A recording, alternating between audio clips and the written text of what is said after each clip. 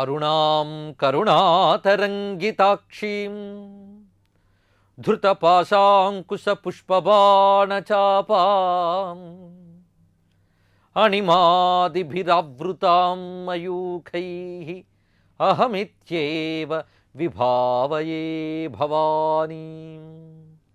శివాయ గురవే నమః. శ్రీమాత్రే నమః. లక్ష్య రోమలతాధారతా సమున్నేయ మధ్యమ. ఇదంతా ఒకే నామం.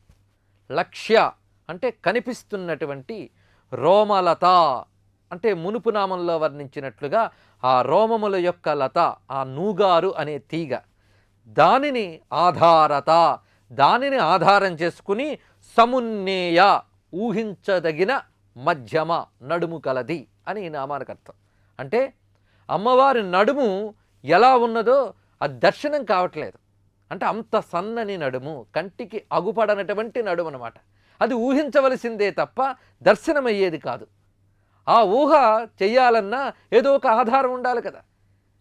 ఇప్పుడు పొగని చూసి నిప్పును ఊహించుకుంటాం, అలాగే కదిలి వస్తున్న బండిని చూసి ఆ బండిలో ఒక డ్రైవర్ ఉన్నాడని ఊహించుకుంటాం. అంటే వ్యక్తం బట్టి అవ్యక్తాన్ని ఊహించుకోవడం అన్నమాట. అవ్యక్తం కంటికి కనబడదు, వ్యక్తాన్ని ఆధారం చేసుకుని అవ్యక్తాన్ని భావించగలం. అలాగా అవ్యక్తమైనటువంటి అమ్మవారి యొక్క నడుము భాగం ఏదైతే ఉందో దానికి వ్యక్తమైన ఊహకి అవకాశం ఇస్తూ ఉన్న వస్తువు ఏది అంటే రోమలత. అంటే ఒక లత కనబడుతోంది గనక ఈ లతకు ఒక ఆధారం ఉండాలి గనక, ఆధారం ఒకటి ఉంటుంది గనక అది నడుము అని ఊహించుకోవాల్సిందే తప్ప అక్కడ ఆ నడుము గోచరం అవ్వడం లేదు అని చెప్తున్నారు.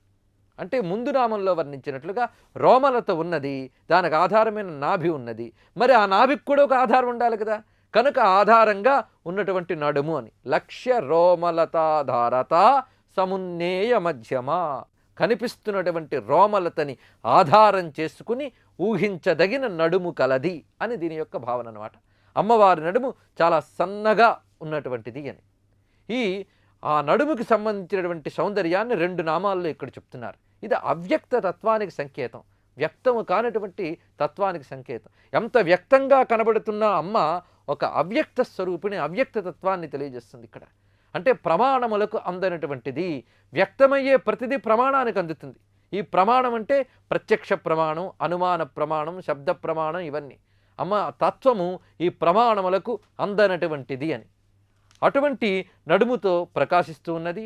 ఆ నడుమునే వర్ణిస్తూ తర్వాతి నామంలో స్తనభార దళన్మధ్య పట్టబంధ వళిత్రయ అన్నారు. స్తనభార దళన్మధ్య, అమ్మవారి యొక్క వక్షస్సుల యొక్క భారము చేత వంగి ఉన్నదిట ఆ దేహం. అయితే ఆ భారమునకు వ్రీలిపోకుండా, విరిగిపోకుండా, వ్రేలాడబడకుండా ఆ నడుముని గట్టిగా కట్టినట్లుగా ఆ కట్టిన తాడులా ప్రకాశిస్తున్నాయి ఆ నడుము మీద మూడు ముడుతలు అని చెప్తున్నారు. స్తనభార దళన్, దళన్ అంటే విరుగుతున్నా లేదా వ్రేలాడుచున్నా అని. ఆ వక్షోభారము చేత విరగకుండా, అంటే వ్రేలాడుతున్న దాన్ని విరగకుండా ఉండడానికి మధ్య పట్టబంధ, ఆ మధ్యలో కట్టినటువంటి పట్టబంధము అంటే పట్టీలు కట్టేరా అన్నట్లుగా వళిత్రయ, వళి అంటే మడతలు అన్నమాట.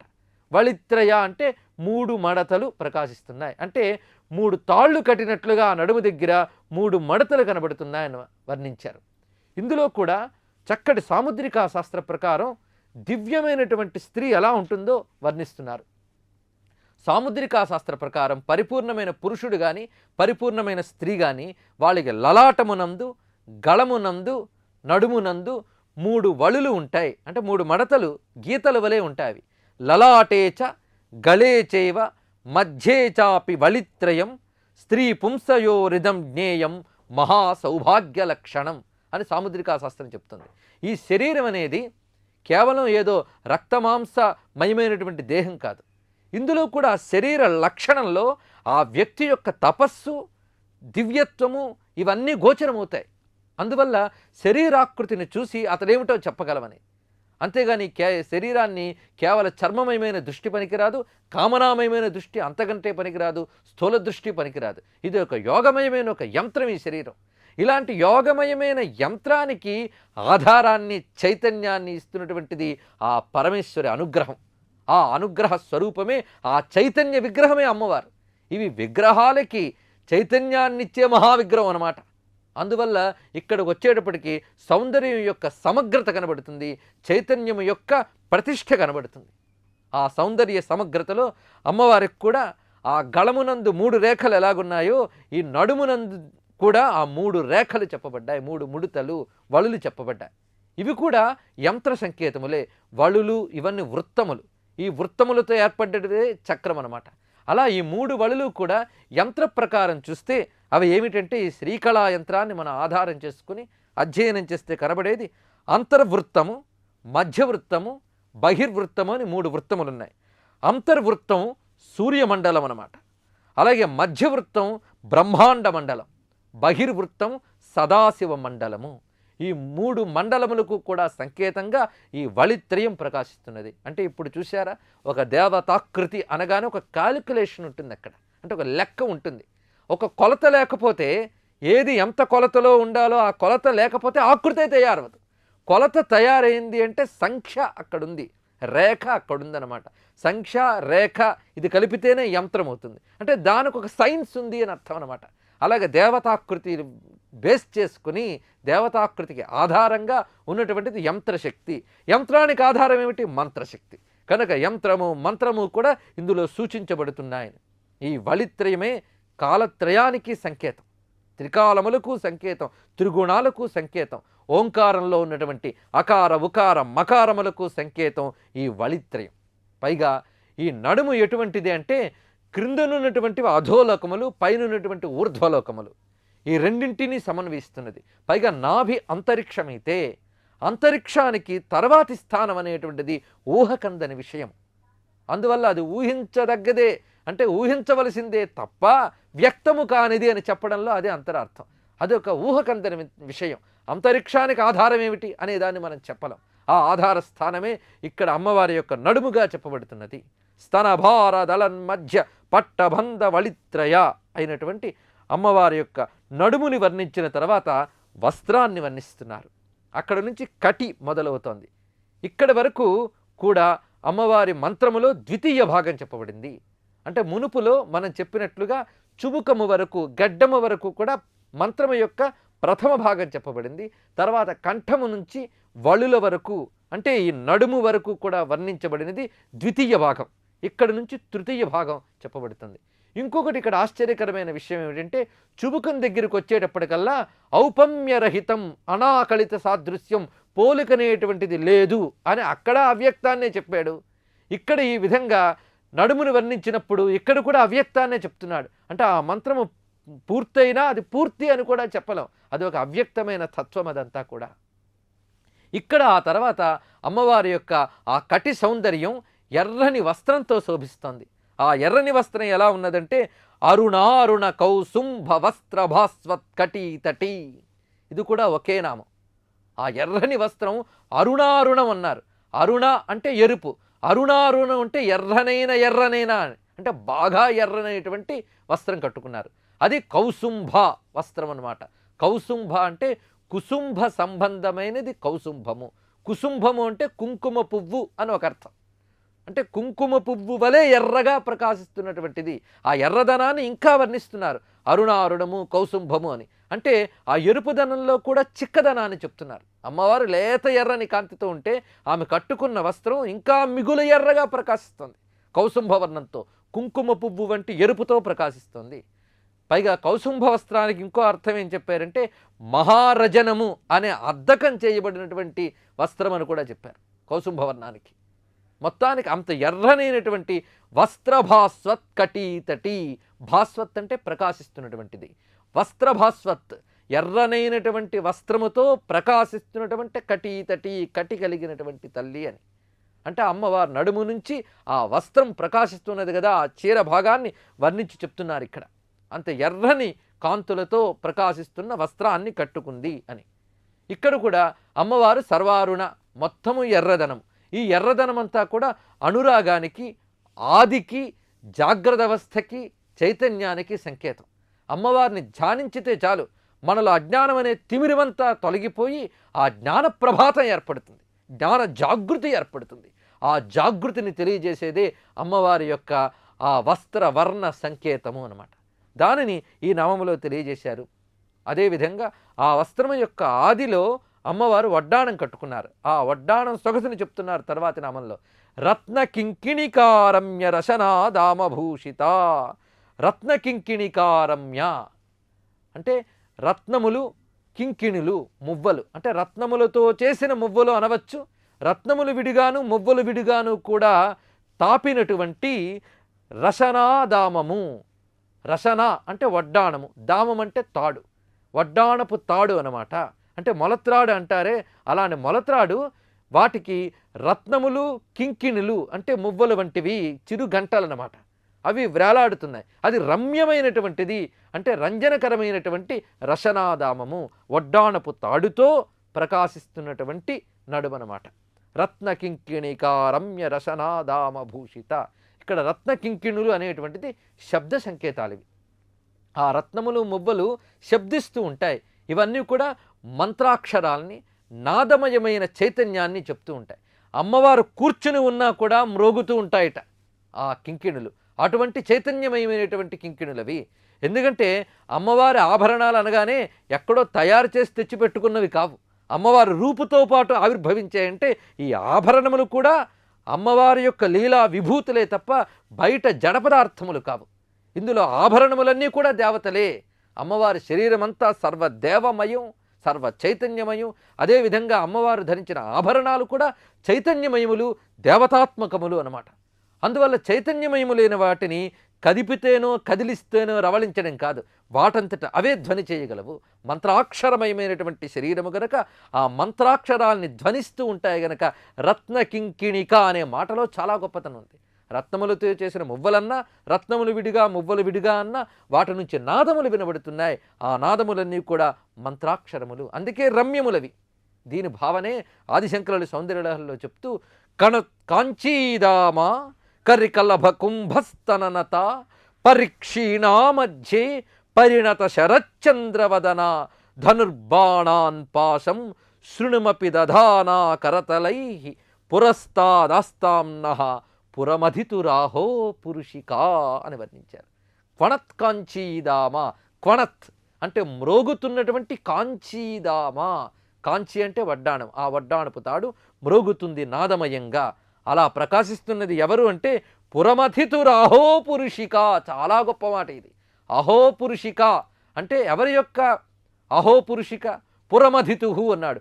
పురమధితు అంటే పురమథనము చేసిన వాడు, అంటే త్రిపురాసుర సంహారకుడైన శంకరుని యొక్క అహో పురుషిక అన్నాడు. అంటే అహంకార స్వరూపంట. శంకరుని యొక్క అహంకార స్వరూపమే అమ్మవారు.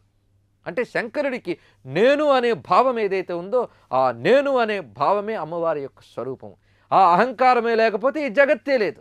ఏకోహం బహుశ్యాం అని స్వామిలో స్పందన కలిగింది కదా. ఒక్క నేనే ఎన్నో అవుతానని, ఒక్క నేనే అనే భావం ఉంది కదా. ఆ నేనే అనే భావమే అమ్మవారు. అలా ఉన్నప్పుడే వ్యక్తం అనేది వస్తుంది. వ్యక్తం అనేది ఉంటేనే సృష్టి అనేది ఉంది. అందువల్ల ఆ పరమేశ్వరుని యొక్క వ్యక్త స్వరూపమైనటువంటి జగదంబిక, శివశక్త్యాత్మక శరీరిని, ఆ తల్లి యొక్క రత్న కింకిణికారమ్య రశనా దామం ఏదైతే ఉందో, అంటే ఆ వడ్డాణము, దాన్ని ధ్యానిస్తే చాలు ఆ మంత్రదేవతలందరూ కూడా అనుగ్రహిస్తారు. అటువంటి రత్న కింకిణులతో ప్రకాశిస్తున్నటువంటి ఆ రసనాదామమును వర్ణించిన తర్వాత అమ్మవారి యొక్క ఊరు సౌందర్యాన్ని వర్ణిస్తున్నారు. కామేశ జ్ఞాత సౌభాగ్య మార్దవోరుద్వయాన్విత. ఇది ఒకటి దివ్యమైనటువంటి నామం. అమ్మవారి నామములన్నీ దివ్యములే. కొన్ని నామముల్లో అపూర్వమైన భావనలు కనబడుతూ ఉంటాయి.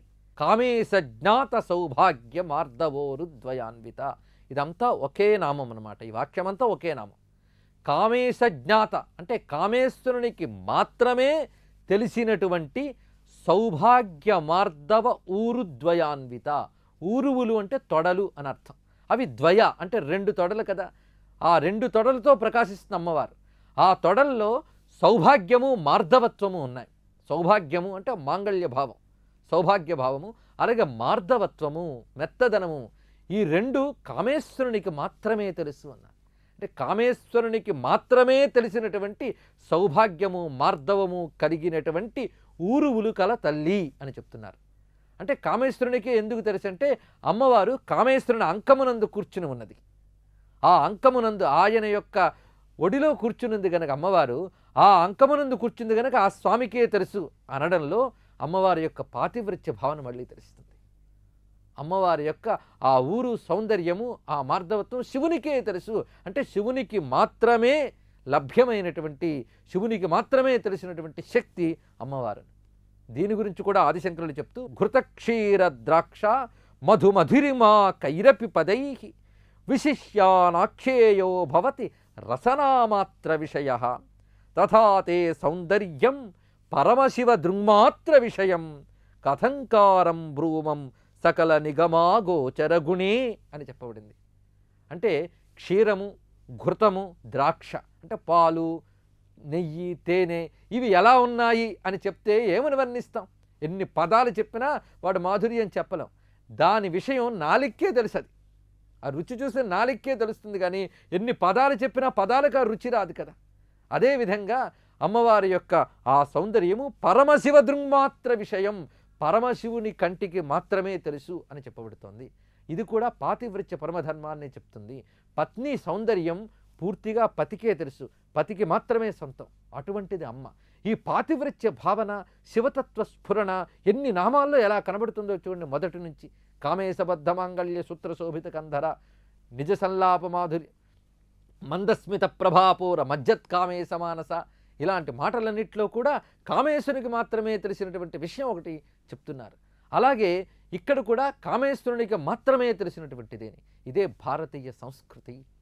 ఆ శివుడు ఏకపత్ని వ్రతత్వాన్ని, అమ్మ పాతివ్రత్యాన్ని ఈ ప్రపంచానికి అంతటికీ తెలియజేస్తున్నారు. వారిరువురే కదా మనకి మాతాపితరులు, వారే గురుస్వరూపులు. కనుక గురుస్వరూపులుగా ఈ ప్రపంచానికి రెండు మహాధర్మాలు చెప్తున్నారు వాళ్ళు. ఏకపత్ని వ్రతత్వము, పాతివ్రత్యము. ఈ రెండూ లేనప్పుడు సమాజం నాశనం అవుతుంది. ఈ భారతదేశం మహర్షుల అమోఘ తపస్సు వల్ల ఈ ప్రపంచానికి అందజేసినటువంటి మహాధర్మం పాతివ్రత్య ధర్మం, దాంపత్య ధర్మం అన్నమాట. ఈ దాంపత్య ధర్మంలో పాతివ్రత్యం పవిత్రతకి సంకేతం, పవిత్రతకి స్థానభూమి. ఇక్కడ ఒక పురుషుడు తన భార్యని తప్ప ఇతర స్త్రీలని తాకరాదు అనేది ధర్మం. అలాగే ఒక స్త్రీ తన పురుషుణ్ణి తప్ప, తన భర్తని తప్ప ఇతర పురుషుల్ని తాకరాదు. ఇద్దరూ ఒకే ఆసనంలో కూర్చోరాదు. పరపురుషునితో ఒక ఆసనంలో కూర్చోరాదు, అలాగే పరస్త్రీతో ఒక ఆసనంలో కూర్చోరాదు. దూరాన్ని వాళ్ళు పాలిస్తారు. ఎందువల్ల? ధర్మం కోసం. ఇందులో చాలా రహస్యం ఉంది. మన ఆధునికత పేరుతో చాలా దుర్మార్గాలు చేస్తున్నాం. అందులో కరచాలనాలు అన్నీ వచ్చేసాయి. ఇవన్నీ కూడా కూడదని చెప్తోంది మన శాస్త్రం. ఎందుకంటే స్పర్శ, దర్శనము ఇవన్నీ కూడా కొన్ని సంకేతాలని, కొన్ని తరంగాల్ని పంపిస్తూ ఉంటాయి, శక్తి తరంగాల్ని. అది ఒక పురుషుడు, ఒక స్త్రీ వీరి నడుమ ఉన్నప్పుడు అది ఒక యోగం అవుతుంది. ఆ దర్శనము, స్పర్శనము కూడా వారి నడుమనే ఉండాలి. ఎందుకంటే అమ్మవారు మహాపతివ్రత. తన శరీరగతమైన ప్రతి అణువు, హృదయగతమైన ప్రతిభావన అంతా కూడా శివమయంగా భావిస్తున్నటువంటి యోగంలో ఉంటుంది అమ్మవారు నిరంతరం కూడా. నిజభర్తృముఖాంభోజ చింతనాయై నమో నమః అన్నారు లలిత అష్టోత్తర శతనామ స్తోత్రంలో. ఎల్లవేళలా తన భర్తృముఖాన్నే ధ్యానం చేస్తూ ఉంటుంది ఆ తల్లి. కనుక ప్రతి అణువు కూడా ఆ శివచైతన్యమే స్ఫురిస్తూ ఉంటుంది. ఈ భావననే ప్రతి స్త్రీ అవలంబించినప్పుడు ఆ పవిత్రత వల్ల ఈ ధరణి పునీతమవుతుంది, ధర్మమయమవుతుంది. ఇది పాతివ్రత్యం అంటే. అందువలనే స్పర్శాదులు చెప్పరు. సీతాదేవి కూడా సుందరకాండలో హనుమంతుడు అమ్మతో మాట్లాడుతూ, అమ్మా ఎందుకమ్మా నీకు ఈ బాధ ఈ లంకలో, పద నేను తీసుకెళ్ళిపోతాను, నా భుజం మీద కూర్చో అంటాడు హనుమ. అప్పుడు అమ్మవారు చాలా స్పష్టంగా చెప్తుంది, నేను పరపురుషుణ్ణి స్పృశించను నాయన, ఆయనే రావాలని ఒక్క మాటలో చెప్తుందమ్మ. ఇందులోనే భారతీయ ధర్మం అంతా కూడా చెప్పబడిందనమాట. పరపురుషుడు అంటే నిజానికి హనుమంతుడి బిడ్డ వంటి వాడు. అయినా ఈ మాట ఎందుకు చెప్తుంది అంటే ఇది భారతీయ ధర్మం అంటే. ఈ విషయం రామాయణం ఎంత భావన చేసిందో విశ్వనాథ సత్యనారాయణ గారు ఇంకా గొప్పగా చెప్తారు. హనుమంతుడితో చెప్తూ పరపురుషుని స్పృశింపనని చెప్పుట, పరపురుషుణ్ణి నేను స్పృశించను అని అనాలి అంటే నువ్వు నిజానికి నా బిడ్డ వంటి వాడివయ్యా, పాపవు అపాపివి, అపాపివైనటువంటి వాడివి, పైగా పాపవు, మాకు పసిబిడ్డ వంటి వాడివి.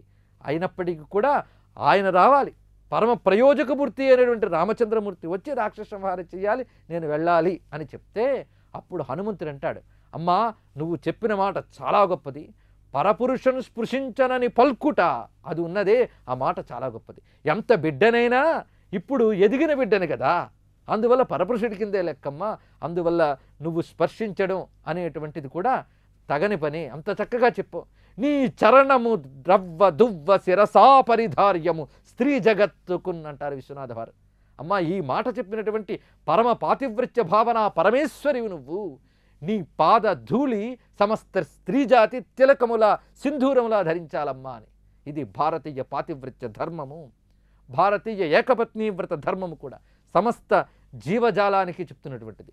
ఇక్కడ పాతివ్రత్యం అనే మాట చెప్పగానే మనం పాత చింతకాయ పచ్చడి చాదస్తం మాట కింద తేలిగ్గా తీసి పారేస్తాం.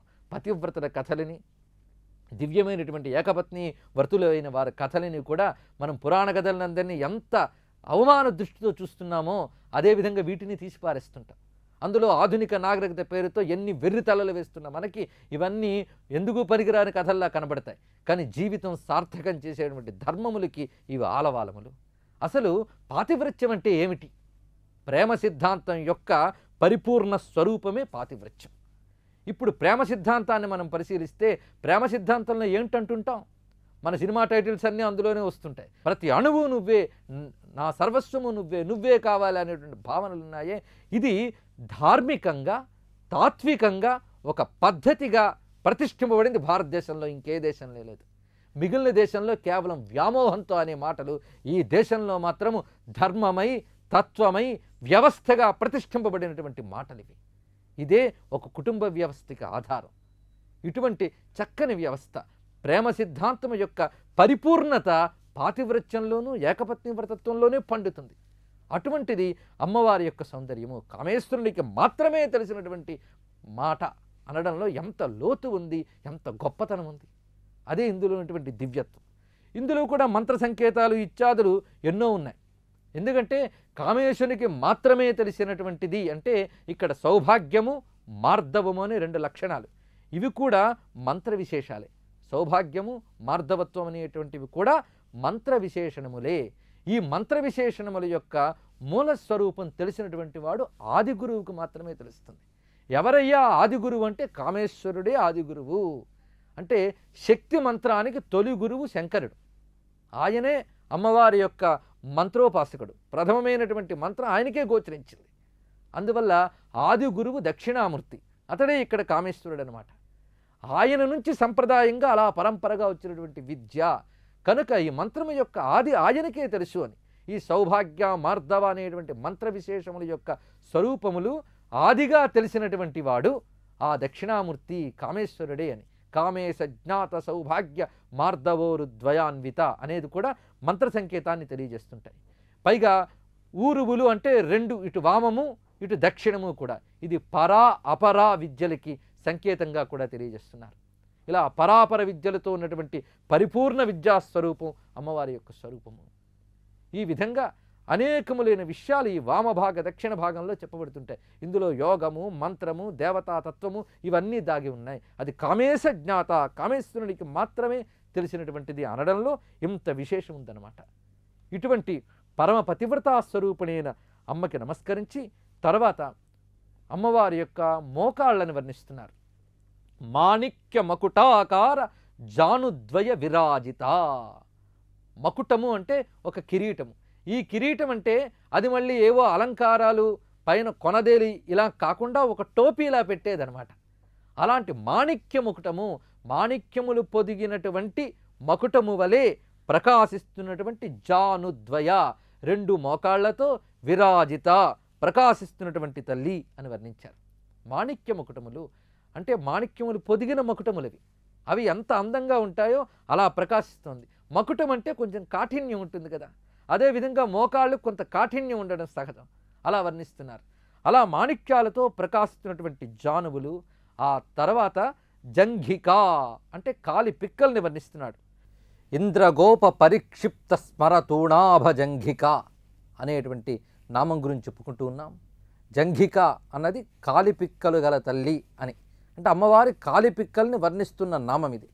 ఇంద్రగోప పరిక్షిప్త, ఇంద్రగోపములు అంటే ఆర్ద్ర పురుగులు, వాటిని పొదిగినటువంటి స్మరతూణాభజంగిక, మన్మథుని అమ్ముల పొదులు వంటి కాలిపిక్కల గలది అని.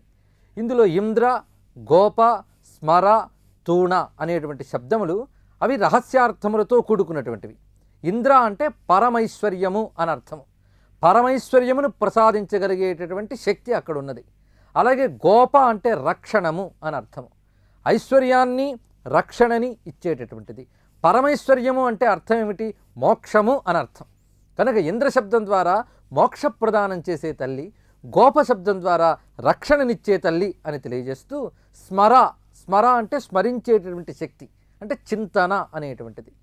తూణ అంటే తూణ శబ్దానికి అమ్ముల పొది అనే అర్థమే కాక పూరణార్థక అర్థం ఉంది. పూరణార్థకం అంటే పూరించేది, నింపేది అని అర్థం.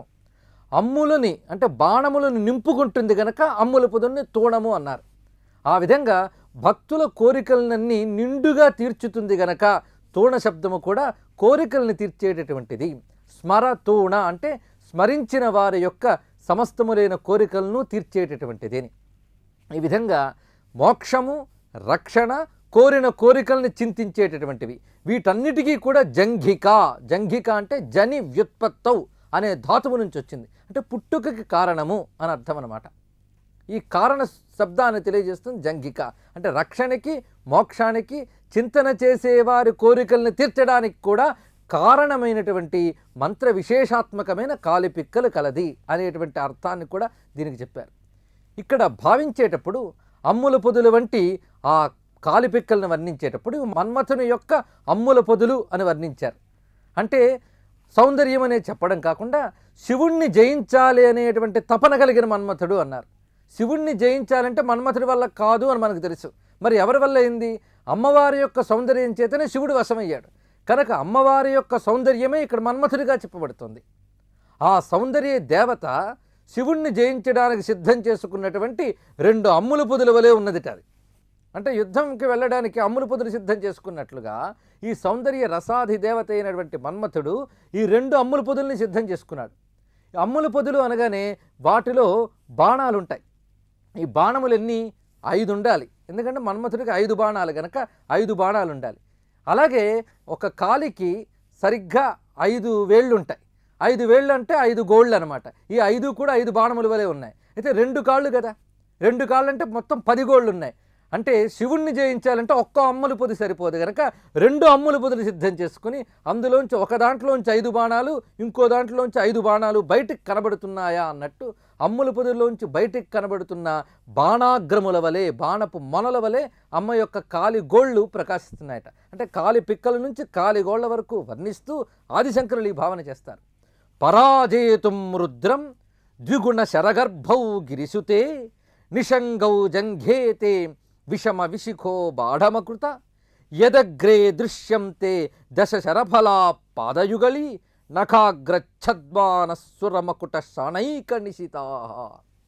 అమ్మవారి యొక్క కాలిపిక్కలు 2 ద్విగుణ శరగర్భౌ అని వర్ణించారు. ద్విగుణ శరగర్భౌ అంటే 2గా, అంటే రెట్టింపు అయినటువంటి మన్మథుని అమ్ముల పొది అన్నారు. అంటే ఒక అమ్ముల పొది కాక 2 అని. ఇవి ఎందుకంటే పరాజేతుం రుద్రం, రుద్రుణ్ణి పరాజితుణ్ణి చేయడానికై తయారు చేసిన నిషంగౌ అమ్ముల పొదులు అని. విషమ విశిఖోబాఢముకృత, పైగా పదును పెట్టినటువంటి బాణములు. అంటే అలాగా ఆ విధంగా ప్రకాశిస్తూ ఉన్నాయి అమ్మ కాలి గోళ్ళు అనమాట. ఈ పదును పెట్టినటువంటి బాణములకి ఇంకా పదును పెట్టడానికి అన్నట్లు అమ్మ పాదాలకి, అంటే ఆ పాదాల యొక్క కాలివేళ్ల గోళ్ళకి నిరంతరం పదును పెట్టబడుతూ ఉంటుందిట. అది ఎలాగో అంటే దేవతలు వచ్చి తమ కిరీటాలని ఆ పాదాలకు తగిలించి నమస్కరిస్తూ ఉంటారు. ఆ కిరీటాలు కఠినంగా ఉంటాయి కదా, ఆ కిరీటాల మణులు ఈ గోళ్ళకి తగిలి నిరంతరం పదునుగా ఉంటూ ఉంటాయట ఆ గోళ్ళు. ఆ విధంగా దేవతా కిరీట కోటి చేత పదును పెట్టబడినటువంటి కాలి గోళ్లతో ప్రకాశిస్తున్నాయి. వాటిని బాణాగ్రములుగా చెప్పి కాలి పిక్కలను అమ్ముల పొదులుగా వర్ణించారు. అంటే వశిన్యాదివాగ్దేవతలు చెప్పినటువంటి తూణాభజంఘిక అనేటువంటి మాటను తీసుకుని ఆదిశంకరులు ఎంత చక్కని భావన చేశారో చూశారా.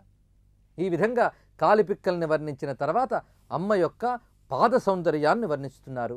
ఇక్కడి నుంచి దివ్యాతి దివ్యములైన నామములు మొదలవుతున్నాయి. గూఢగుల్ఫ కూర్మ పృష్ఠ జయిష్ణు ప్రపదాన్విత. ఈ శ్లోకపాదంలో 2 నామములు చెప్పబడ్డాయి.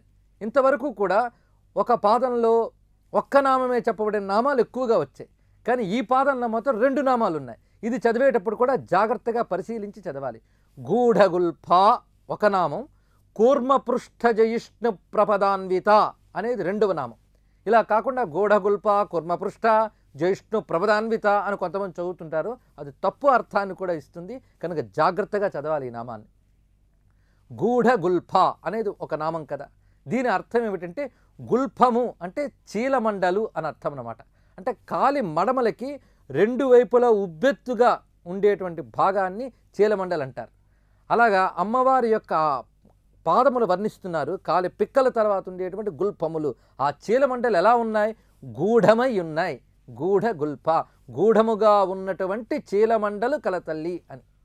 గూఢం అంటే కనిపించకుండా ఉన్నాయని అర్థం. అమ్మవారు పద్మాసనంలో కూర్చుని ఉన్నారు. అయితే మీరు కామాక్షీదేవి విగ్రహాన్ని కానీ పరిశీలిస్తే, లలితాదేవి విగ్రహాన్ని లేదా ఆకృతిని ధ్యానం చేస్తే అక్కడ పద్మాసనంలో అమ్మవారు ఉంటారు కదా. ఝాయేత్ పద్మాసనస్థాం వికసిత వదనాం అని ధ్యాన శ్లోకంలో చెప్పబడింది. ఝాయేత్ పద్మాసనస్థాం, పద్మాసనంలో కూర్చున్నారు గనక అప్పుడు గుల్ఫములు కనబడవు బయటికి ఆ ఆసనంలో కూర్చుంటే. పైగా అది కేవల పద్మాసనం కాదు, ఆకృతిని పరిశీలిస్తే తెలుస్తుంది. అది ఒక రకమైనటువంటి యోగాసనం.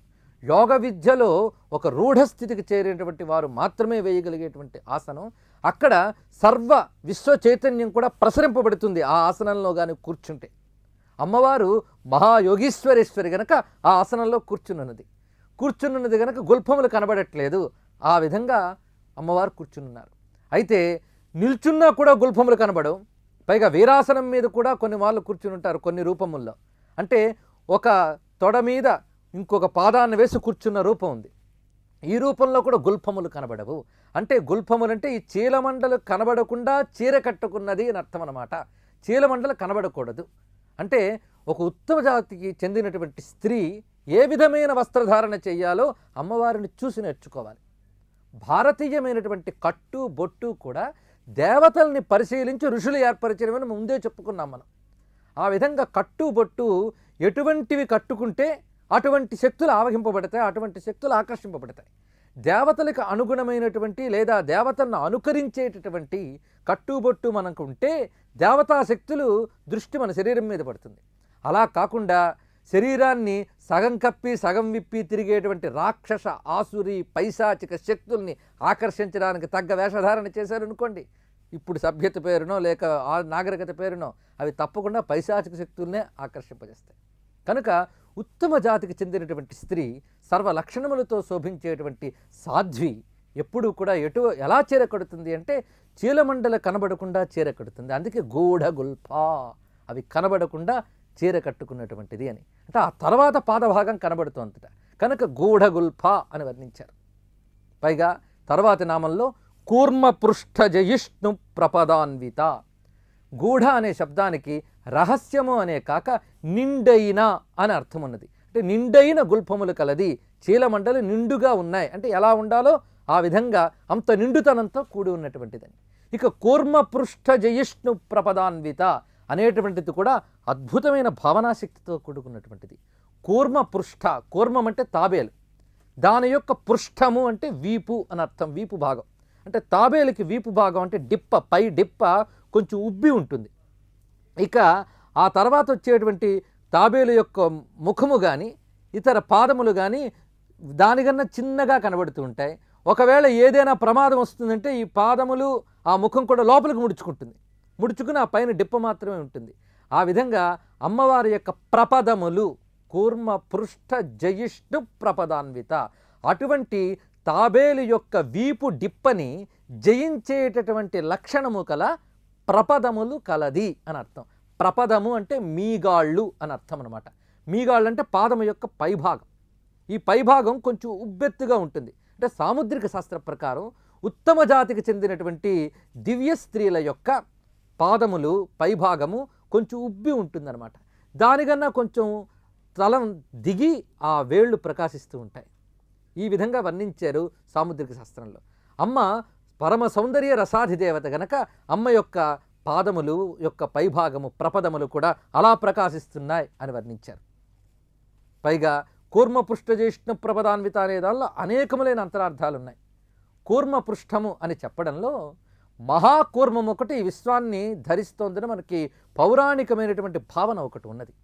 అంటే ఇంత భువనాలని కూడాను ఆదిశేషువు భరిస్తూ ఉంటే ఆ ఆదిశేషువును కూర్మం భరిస్తోందిట. ఆ విధంగా సమస్త భువనాలని భరిస్తున్నది కూర్మపృష్ఠమే కదా. అలాగా అమ్మవారు యొక్క పాదాలని ఆశ్రయిస్తే ఎటువంటి వారినైనా భరించుతాయి, వారి యొక్క సమస్త భారములు వహించుతాయి ఆ ప్రపదముల యొక్క ధ్యానం. ఆ విధంగా భువన భారమును కూడా వహించగలిగినటువంటి సమర్థత కలిగినటువంటి కూర్మపృష్ఠములు అని చెప్పారు. పైగా మందర పర్వతం కృంగిపోతూ ఉంటే దానిని ఎత్తి పట్టుకుంది కూర్మపృష్ఠం. ఆ విధంగా అమ్మవారి యొక్క ప్రపదముల్ని ధ్యానిస్తే కృంగిపోతున్న మనస్సు కాస్త ఉద్ధరింపబడుతుంది, దానికి తగిన ధైర్యాన్ని ఇవ్వగలుగుతుంది. అటువంటిది సమస్త జగత్తుని రక్షించగలిగే లక్షణము కలిగినటువంటి ప్రపదములు అని వర్ణించారు. పైగా ప్రపదము అంటే ఇది కూడా గొప్ప విషయం. పదము అంటే మాట అని అర్థము, పదము అంటే కొన్ని అక్షరముల సముదాయం అని కూడా అర్థము. మాట అంటే వాక్యం, పదం అంటే వాక్యం అని అర్థం చెప్పుకోవచ్చు. ప్రపదము అంటే ప్రశస్తములైన పదములు అని అర్థం అన్నమాట. ప్రశస్తములైన పదములు అంటే మహావాక్యములు అని అర్థము. ఈ మహావాక్యాలతో కూడినటువంటి ఒక రహస్యం దీనిలో దాగి ఉంది ఈ నామంలో. అది ఏమిటో రేపు చెప్పుకుందాం. ఈ రోజుకి స్వస్తి. సర్వం శ్రీమాతృ చరణారవిందార్పణమస్తు.